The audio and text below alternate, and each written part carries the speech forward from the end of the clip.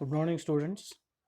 So, continuing with the next one topic, that is the wireless links. So, here we are going to study some of the wireless the technologies. So, we are going to study about Bluetooth, Wi-Fi, and some of the features of the WiMAX and the 3G cellular. So, here we are going to see that is the Bluetooth, Wi-Fi, and the 3G cellular. Some of the parameters here which we have been written here. So that is the Bluetooth. So what is the range of that Bluetooth? So that is a typical length is in the 10 meters. Within that 10 meters, the sender and receiver should be present within that range. They are able to send and receive the information. They are able to communicate. So you just see it here, the Wi-Fi is the maximum range is up to 100 meters, and in the 3G cellular, the phones which people are going to be used to communicate, so it can support up to tens of kilometers. What is the data rate is going to be supported here? The data rate supported by the Bluetooth is a 2 Mbps and it is a shared one. So what do you mean by the shared one? So whatever the available bandwidth is there, as the number of nodes goes on increasing, the bandwidth is going to be divided among all the nodes. So in the Wi-Fi, here also the 54 MB, this is also the shared one. So if less number of nodes are connected to the access point to that Wi-Fi, so that available bandwidth is, say for example only two nodes are there, that 54 Mbps is going to be shared between two nodes. So suddenly if another two nodes are going to be connected to the Wi-Fi, now four nodes are there, so whatever available bandwidth 54 is there, it is divided by 4, all are going to be get it. As the number of nodes goes on increasing, so available bandwidth is going to be shared among all the users. So it is hundreds of kbps will be there. So this hundreds of kbps is available per connection.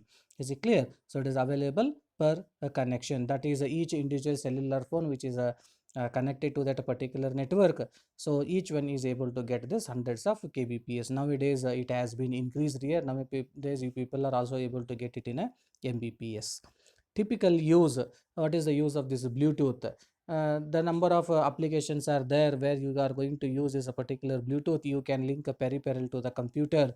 So number of different peripherals, scanners, cameras, your mobiles, okay, all these things which you wanted to connect to your particular computer, you are able to send and receive the information. You can transfer the information from your cellular phone to the computer. You can transfer the information from your camera to the computer. Is it clear? So this is the number of ways are there where you people can use this a short range communication technology, that is the Bluetooth. The next one here it is that linking a computer to the wired base. So this is your laptops are there, notepads are there. So all these is you are going to be connecting to the access point called as a Wi-Fi. So through which you people are able to connect to the outside world, that is to the internet.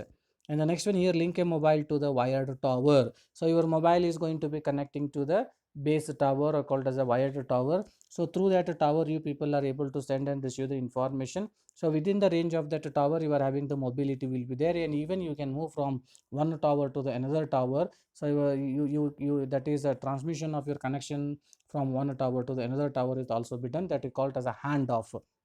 Okay, now a wired technology here which is going to be used, that is a USB to connect to the Bluetooth. USB is there. With the help of that directly you just plug in the Bluetooth device, automatically it is enabled through your USB. Now Wi-Fi is, there is a access point will be there, so immediately you can connect this access point to any one of the Ethernet cable. So the category 5, category 6 cables are available. So immediately you can use that Ethernet cable to connect to the Wi-Fi, and through this the nodes, laptops and all, they are connecting to the Wi-Fi and they are able to communicate, and Wi-Fi is going to be connecting to the Ethernet cable. Through that it is going to send and receive the information. And 3G cellular is going to be, these base stations are going to be connecting to the DSL, that is the digital subscriber line. The telephone lines is connected, all the telephone lines are going to be connected to that particular the tower. So this is some of the features of this the wireless links, that is the Bluetooth, Wi-Fi, and the 3G cellular. So Bluetooth, according to the IEEE, they are going to call it as 802.15.1, Wi-Fi 802.11, 3G cellular is there. Is it clear? There is another one is also there, that is a WiMAX. And there is other technologies are also going to be used for the wireless communication. There is The another one which you are going to be call it as a Zigbee. Zigbee is also the another one technology which is used for the very short range the communications which is used in the sensor networks. Is it clear? So, according to the IEEE, that WiMAX, you are going to be called it as a 802.16. So, even you are also going to be called it as a wireless metropolitan area network. Within that range, the nodes which are presented over there, they are able to communicate without any physical wire. Okay. So, the next one here we are going to study about uh,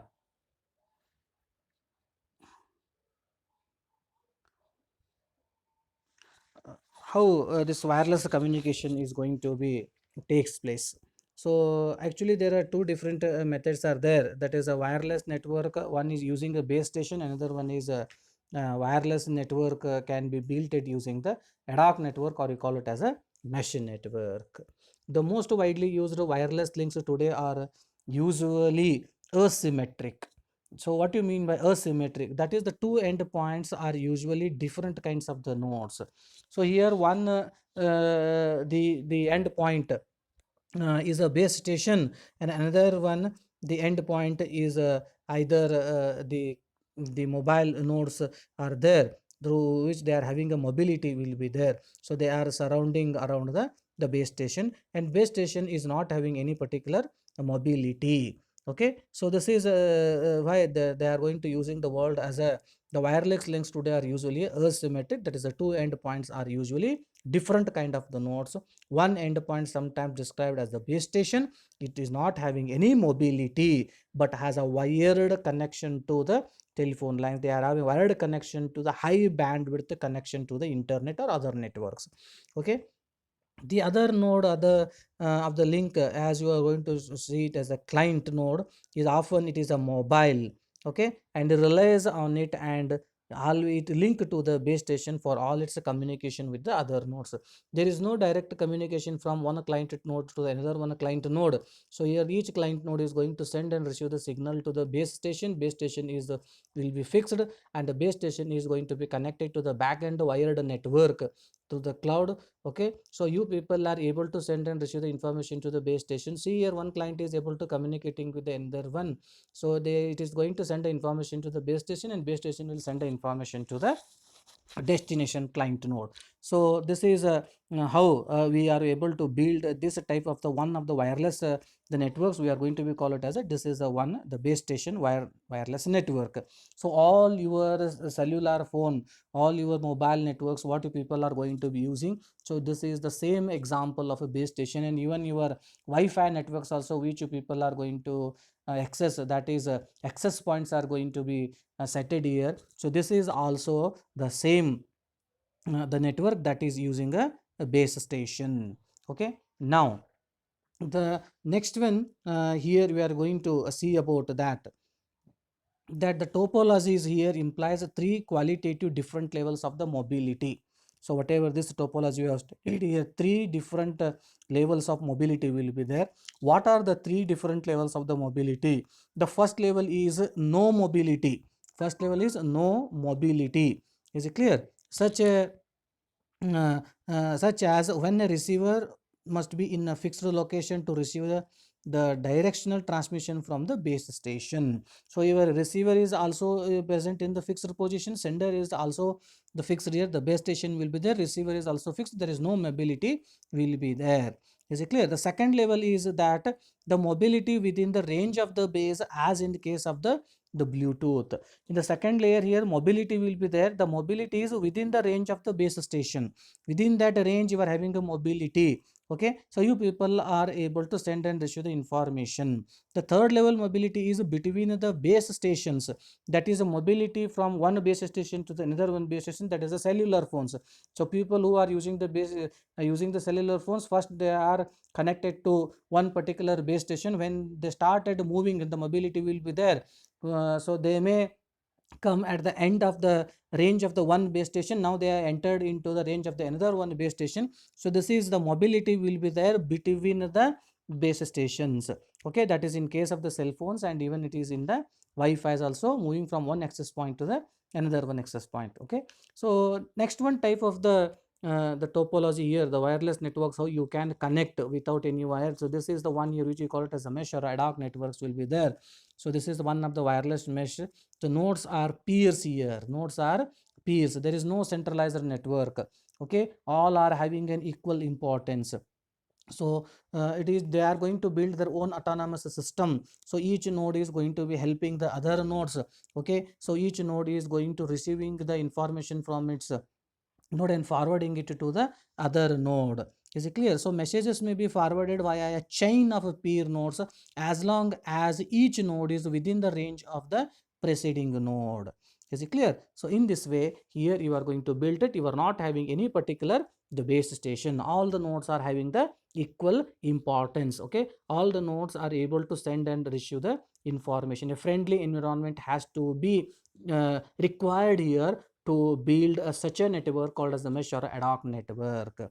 Okay, uh, so the next one here, we are going to study in detail about the Bluetooth, the Piconet. Okay, so you are going to see this Bluetooth here. So that is the Bluetooth here. We are going to be call it as a 802.15.1. Is it clear? So this is the Bluetooth according to the IEEE. Here they are given that is a Bluetooth is a 802.15.1. So now this is the technology which is used to build for a very short range communication between the mobile phones, personal desktops, notebook computers, and other personal or peripheral devices. Say for example, your Bluetooth can be used to connect a mobile phone to your headset or a notebook computer or to a printer. Is it clear? So that is without any physical wire, you people are able to send and receive the information that is within the short range. So this is the network here, the short range of communication. Even we are going to be call it as a personal area network also. Okay, so now here the Bluetooth is going to be operate in the license exempt bandwidth of 2.45 gigahertz. Okay, now already people have seen about that the range of this Bluetooth network, that within that the range the node should be able to communicate. It can support the distance up to 10 meters. Okay, and it is going to provide a speed up to 2.1 mbps. So here we have to concentrate on one thing. All the devices which are connected here, most of the devices which is used to connect to the Bluetooth, they are all battery oriented will be there. So you have to take care that should not consume much power while transmitting the data. Is it clear? So that's why here the speed is the limited here. Okay, so Bluetooth is specified by an industry consortium called as the Bluetooth Spatial Interest Group. Okay, so this group, it specifies as an entire suite of protocols, so going beyond the link layer to define up to the application protocols. Okay, so this consortium, so that is the Bluetooth Spatial Interest Group Consortium. Okay, so this group, they are defined, that is the link layer up to the application layer protocols, which they are going to be called it as a profiles here, which they are going to be called it as a profiles.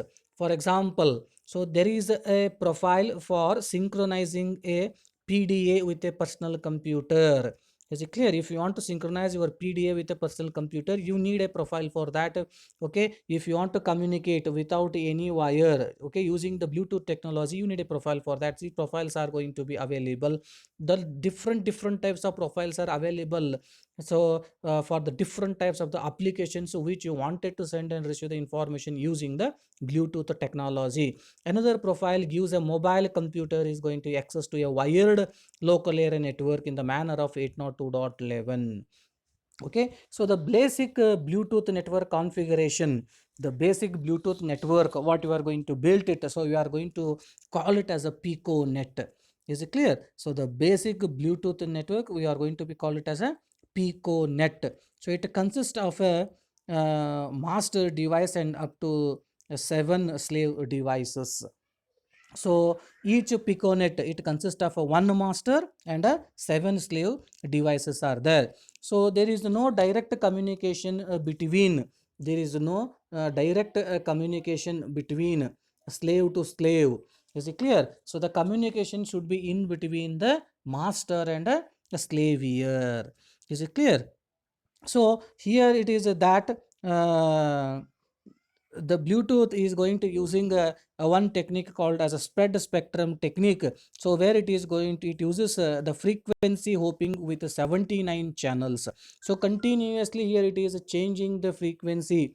Is it clear? So it is going to changing the frequency and then it is going to transfer the information. Is it clear? So this is the one, the method will be there which you are going to be study it in the wireless technologies, where how wireless the information is transmitted using the wireless technologies, that is a spread spectrum techniques, frequency hopping, other different methods are also there, that is a uh, direct uh, chip sequence, other methods are there which they are going to be used. So actually we are not going to be covered under this. So here just you just know the word, that is a Bluetooth uses a spread spectrum technique. It uses the frequency hopping with the 79 channels. Okay, that is each channel you are having, that is the different frequencies, so using each for 625 microseconds at a time. So after that continuously it is going to change the frequency. So just provide the natural time slot for the Bluetooth to use for synchronous time division multiplexing. So now we are going to see about that, how they are going to communicate with each other. A frame takes up to that is 1 3 or a 5 consecutive times. You are dividing these particular time slots. Is it clear? The time slots into even time slots, and next one is a odd time slots.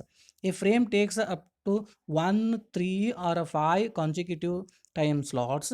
Okay, only the master can start to transmit in the odd number slots and slave can start to transmit in the even numbers. Is it clear? So master is going to communicate in the odd time slot and the slave is going to communicate in the even time slot. Okay, but only in response to a request from the master during this previous time slot.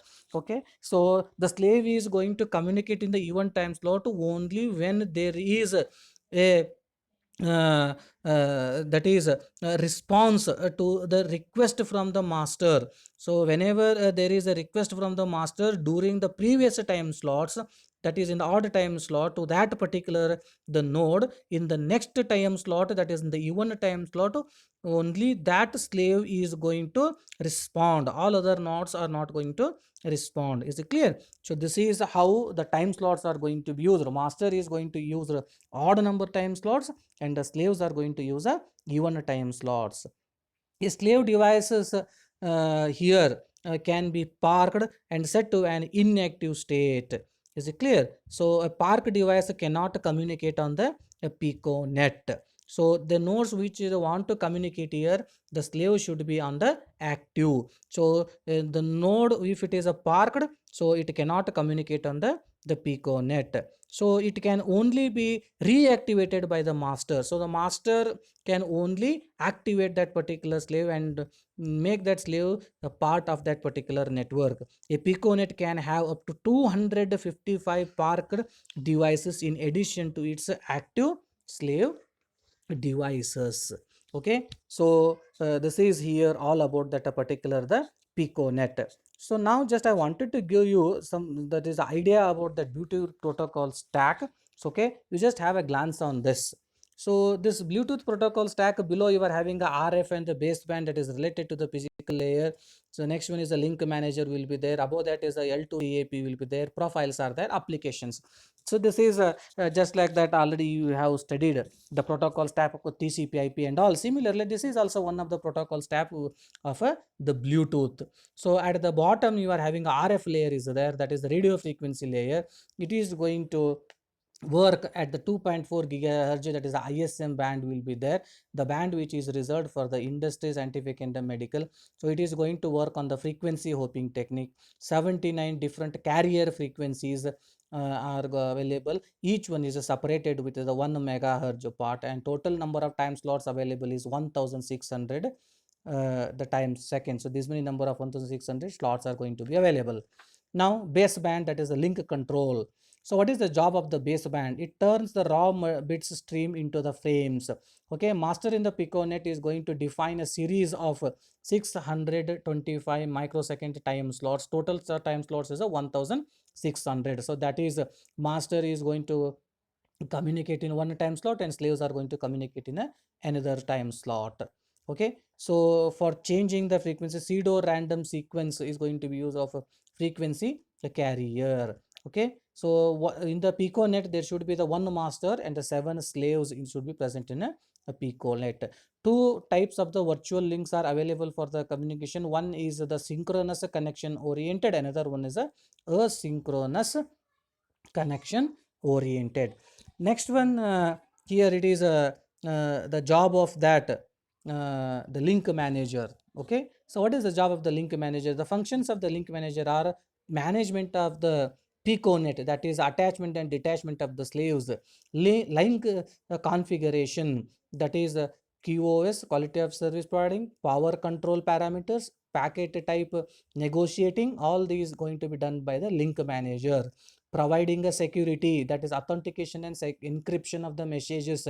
Okay, so security also plays a very important role when you are transmitting information from one node to another node using the Bluetooth. So providing a security setup of logical channels called as the links.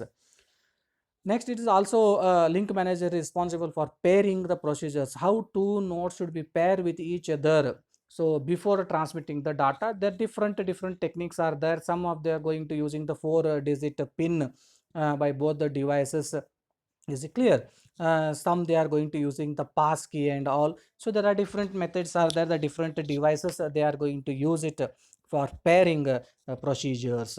So the next one here we are going for the logical link control. So this is here which you are going to be call it as a L2CAP. L2CAP. Is it clear? So logic link control and adaptive protocol layer. So that is also called as a L2CAP. Okay, it is going to provide both the connection oriented and the connectionless communication. This is which are related to the service.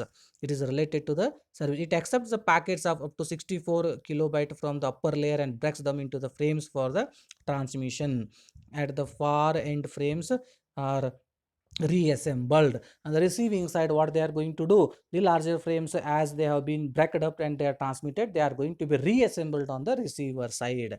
So it handles the multiplexing and demultiplexing of multiple packets. Okay, so L2CAP is responsible for handling the error control and retransmission. It is responsible for detection of the errors, resend of the packets that were not acknowledged. Okay, so L2CAP is also responsible for enforces the quality of service requirement between the multiple links. The last one is a topmost is a the applications, that is a higher layers. Is it clear? So this is the topmost is a higher layers and you are going to call the Bluetooth profiles are there. So it defines several higher layer protocols to emulate several serial connections. Okay, over the ACL links using the RF com protocol. The next one is a service discovery protocol. These are the two different protocols here which you people are going to use. So several other protocols are also going to be available. So profiles, different services are standardized for the Bluetooth links. So different profiles are going to be required. Say for example, headset profile is there, serial port profile is there, intercom profile is there, LAN access profile is there, file transfer profile is there. So there are different types of profiles are going to be available. So for the different types of the applications. Okay, so here we are going to stop it. So this is all about the Bluetooth and some wireless technologies.